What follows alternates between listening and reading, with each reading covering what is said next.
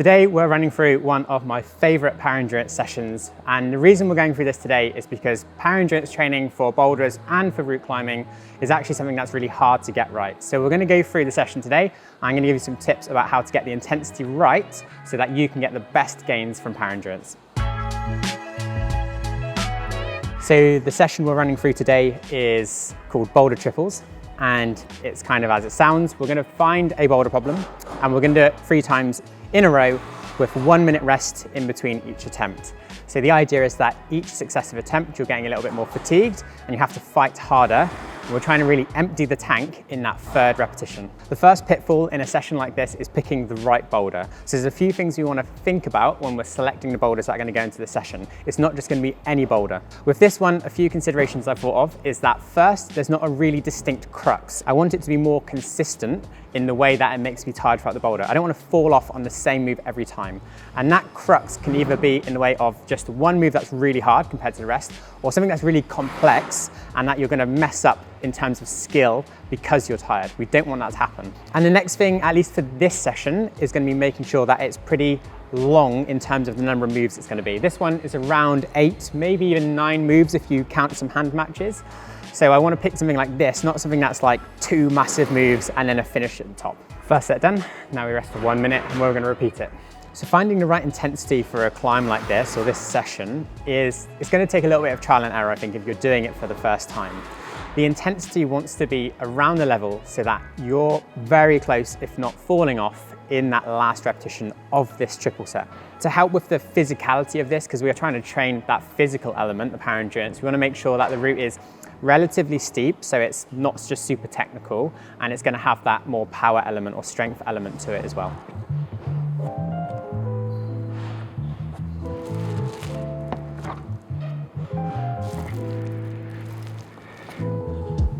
Definitely starting to feel it more in that climb, but it's the last moves I'm starting to feel tired. So this is actually a really kind of good level of intensity for me right now. Another thing to note when it comes to training power endurance is we can try and be a little bit more specific in the style of power endurance we're training. I'd say the thing I'm climbing here is a mix between burlier climbing and some crimps in there too. But if your project is more on crimps, you might choose to keep all of the holds relatively small, but also the moves not being too big, versus if you're training for a long compression boulder, then it's more about that upper body fatigue that you're trying to stress. So you want bigger holds, burlier climbing. That is a pretty good level of difficulty for me. I'm definitely more tired in my body than I am in my fingers on that sort of climb. And I did have to try pretty hard, but I did get to the top on that 3rd repetition. So I think I'm gonna have to pick something a little bit harder so that I am reaching failure in that last repetition.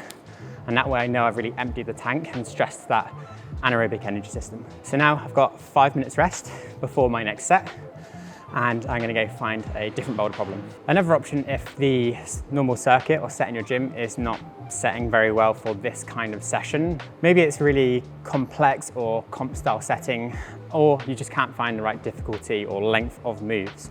So we're going to come over to a board that we have, like a wooden board, or it could be a splatter wall. Again, you probably want to stick to a hold style, which is kind of specific what you're aiming for. This one's really nice because it's all pretty small holds, so it's definitely going to target the forearms more than anything else. A really big advantage to this is that you can just swap out hand holds, you can eliminate foot holds, you can tweak already set boulders very quickly to make sure that the intensity is right for you.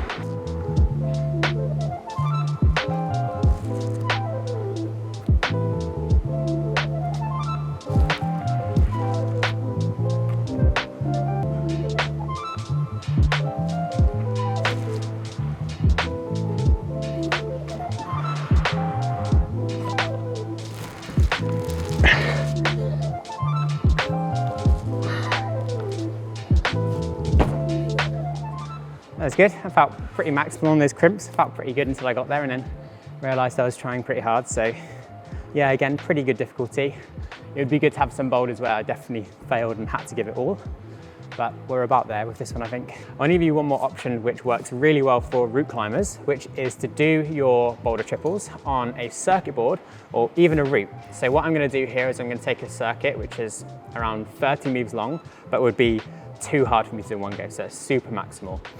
And what I'm going to do is I'm going to break it down into those sort of like 8 to 10 move links or sections, and I want those sections to be at a difficulty that I would be failing in that third repetition of that section, or even if I'm linking those 3 sections together. The reason I really like this for route climbers is because, one, the style, if you're doing it on routes or circuit boards, generally it needs to be a bit more route style, a bit more about the fingers and less about big burly moves. And also a lot of the progressions we're going to find from this session is going to be about taking away that rest time, reducing the rest time, or making longer links.